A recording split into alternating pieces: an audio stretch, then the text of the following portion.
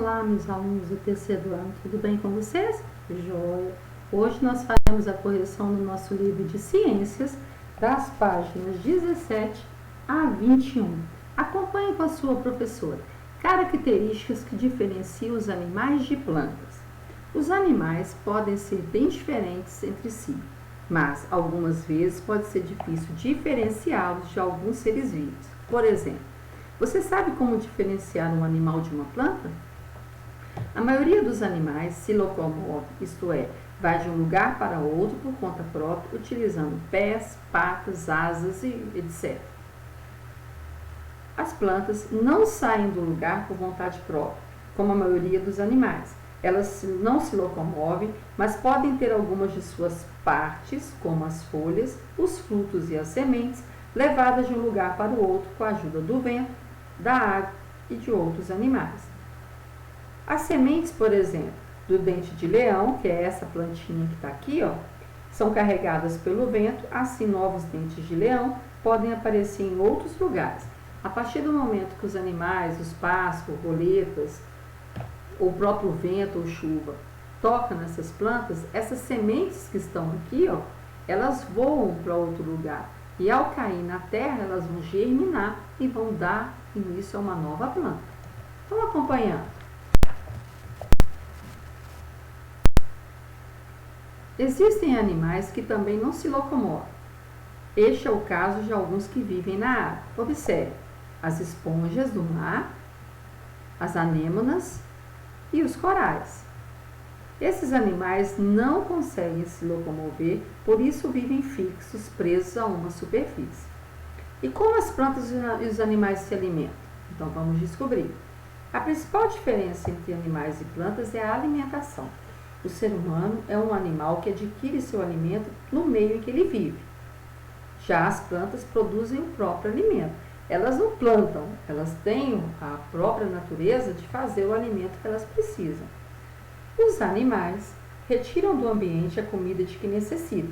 O tipo de alimento deles varia, pode ser fornecido por outros animais, por plantas e por outros seres vivos, que nós já sabemos disso.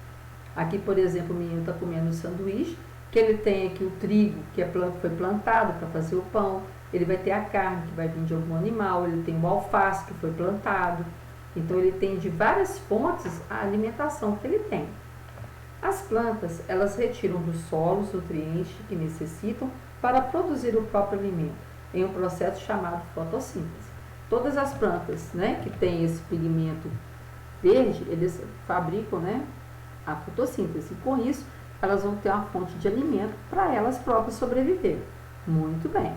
Agora, continuando. Perguntou assim: plantas e animais podem ser diferenciados por meio de algumas características. Quais características você observaria para identificar se um ser vivo é um animal ou é uma planta? Primeira característica é a capacidade de se locomover. Se ele se locomover, ele é um animal, pois a maioria dos animais se locomove. Nós demos esses exemplos aqui de animais que não se locomovem, mas são muito poucos em vista das plantas. Depois, a forma de conseguir o alimento. A planta fabrica o próprio alimento, já o animal não. Ele não fabrica. Então, nós temos a forma de se locomover e a forma de produzir o seu alimento. Muito bem. Animais e plantas podem ter aparência semelhante. Sobre as características que diferenciam esses animais, marque X a alternativa correta. Primeiro, as plantas produzem seu próprio alimento? Correto. Os animais não se locomovem? Se locomovem, apenas esses três aqui que não, mas a maioria dos animais se locomove.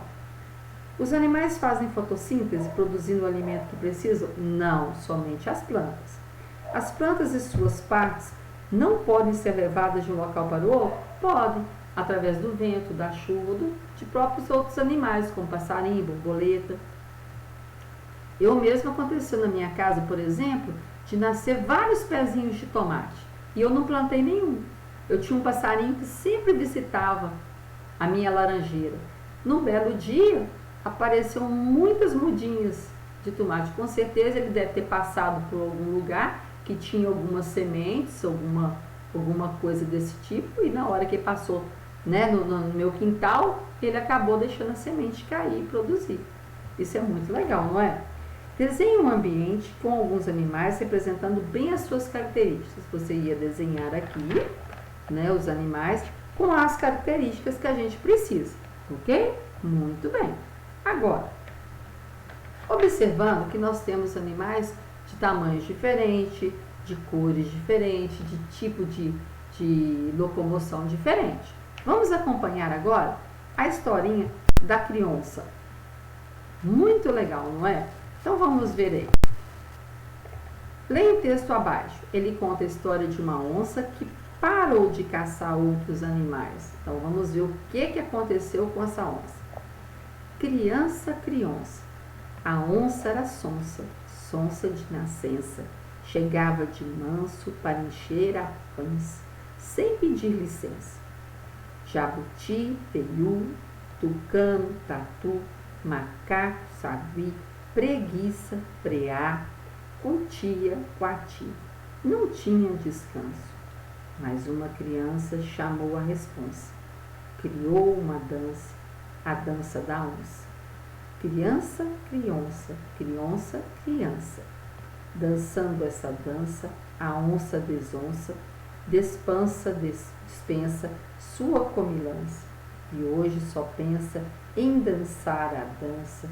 Criança, criança, criança, criança. Olha que legal ela dançando aqui. Ó. Os outros animais estão até mais aliviados, ó. Estão até cantando. Olha aqui as notas musicais.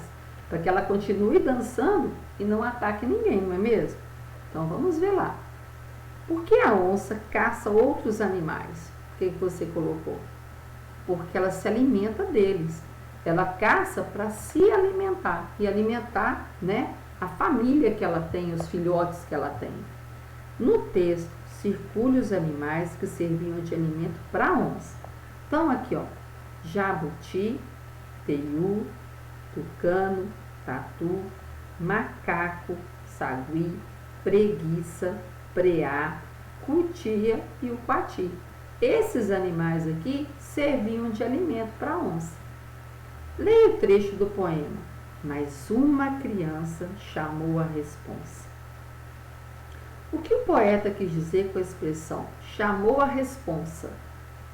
Né, uma forma, uma linguagem, né, informal que ele colocou aqui, chamou a responsa. O que ele quis dizer? Que ele é como se fosse chamou para ele a responsabilidade.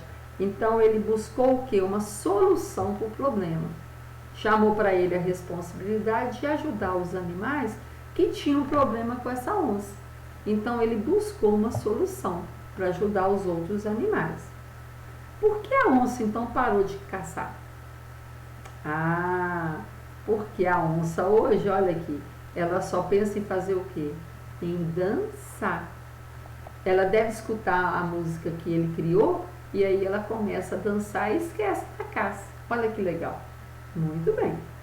Muitos animais brasileiros correm risco de extinção, isto é, de desaparecer para sempre. Esse é o caso, por exemplo, do tamanduá-bandeira e daquele macaco muriqui que a gente falou.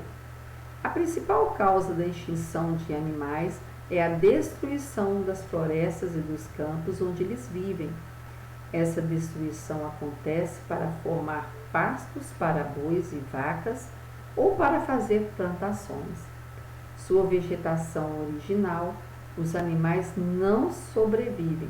Eles estão acostumados com aquele habitat, com a vegetação que tem lá, com a alimentação que tem lá. A partir do momento que o homem tira essa vegetação, tira esses alimentos, esses animais que dependem disso podem acabar não sobrevivendo, podem acabar morrendo. E isso é muito sério. Então, sem a vegetação original, os animais não sobrevivem. E como as áreas em que a vegetação é destruída são muito grandes, eles não conseguem encontrar outro lugar para viver, que tenha a mesma característica. Muitas vezes o animal não sobrevive porque ele não se adapta em outro lugar. Ele está acostumado com aquele habitat, porque ele tem de alimentação, com as árvores do local, os próprios animais que vivem com ele ali. A partir do momento que ele sai dali, ele pode não adaptar novamente e acabar morrendo. Para proteger esses animais, são criadas áreas de proteção, chamadas unidades de conservação, nas quais é proibido cortar árvores e outras plantas e colocar fogo ou caçar. Essas reservas, que a gente chama de unidade de conservação, são as reservas florestais que a gente tem aqui no Brasil. Para que elas servem? Para proteger tanto as plantas que existem na reserva e os animais que vivem lá. Para que os homens não praticam a caça, não matem, né, esses animais, não acabem com a vegetação, não coloque fogo, desmate um lugar. E é uma forma de preservar o local que eles estão acostumados a viver. Nesse caso aqui, essa reserva que nós estamos vendo, ó, é o Parque Nacional da Serra da Canastra. É uma unidade de conservação que protege o tamanduá-bandeira e outros animais. Nós temos vários animais que são protegidos. Por quê? Porque eles estão ameaçados de extinção. E se continuar matando esses animais, nós vamos acabar ficando sem eles. E isso é muito sério, né? É muito sério. O que nós aprendemos até agora dos animais? Então vamos acompanhar comigo o que a gente aprendeu. Primeiro, alguns animais são bem grandes, como o elefante, e outros são bem pequenos, como uma pulga. Uma pulguinha que aparece no cachorro, no gato. Nós aprendemos também que alguns se alimentam de outros animais, como é o caso do sapo, aqui ó, ele está comendo um inseto, e outros se alimentam apenas de plantas, como é aqui a girafa. Mas nós temos animais que se alimentam de carne, que são chamados de carnívoros. Esses animais que se alimentam somente de plantas, nós chamamos de herbívoros. E os animais que tanto comem plantas como comem carne, são chamados de onívoros. No caso do ser humano, ele é onívoro, porque tanto ele come carne como ele come plantas. Não é mesmo? Depois, alguns vivem na água, como o polvo, e outros vivem na terra, como a raposa. Então, nós temos animais aquáticos, que vivem na água, e nós temos os animais terrestres, que vivem na terra. Muito bem. Apesar dessas diferenças, os animais têm características em comum, como a capacidade de se locomover e a necessidade de retirar alimentos do ambiente em que vivem. Por exemplo, o urso aqui, geralmente ele está caçando. Ele está aqui dentro d'água para poder pegar o quê? Peixe. E a abelha, ela está aqui nas plantas, nas flores, para tirar o néctar, para ela produzir o mel. Então, ela tem a forma de pegar o próprio alimento dela, né? O animal tem a forma de pegar o seu próprio alimento na natureza, sem com que corra o risco de extinção. Depois, já as plantas são seres vivos, que não se deslocam, não se locomovem. Nós sabemos que o ser vivo é aquele que nasce, cresce, reproduz e morre. E a planta, tanto os animais, são seres vivos. Eles nascem, eles crescem, eles se reproduzem e eles um dia vão morrer. Joia. A planta é diferente no caso do animal, por quê? Porque ela não se locomove. As sementes da planta podem ir de um lugar para o outro quando tem a ação da chuva, do vento ou de outros animais que vão levando as sementes de um lugar para o outro. Mas a planta não sai do lugar para fazer isso, né? Tem a ação do vento, da chuva e de outros animais. As plantas, elas produzem o próprio alimento que elas precisam. Já os animais não. Os animais, eles precisam de outros animais muitas vezes para se alimentar. Mas eles não são, ou plantas também, mas eles não são capazes de fabricar o próprio alimento. Então, nesse capítulo nós falamos sobre diferentes características dos animais, que os animais possuem características que os diferenciam de outros seres vivos, como as plantas. Nós vamos continuar falando dos animais nas próximas aulas, cada parte, né? Nós vamos fazendo as comparações e fazendo os entendimentos para que a gente possa entender, né, esse grupo de ser vivo que a natureza tem e que pode cuidar muito bem dele, né? Que nós temos que ter respeito também pelos animais. E nós vamos conversando sobre isso nas próximas aulas. Não deixe de fazer a correção. Um grande beijo para você e até a próxima!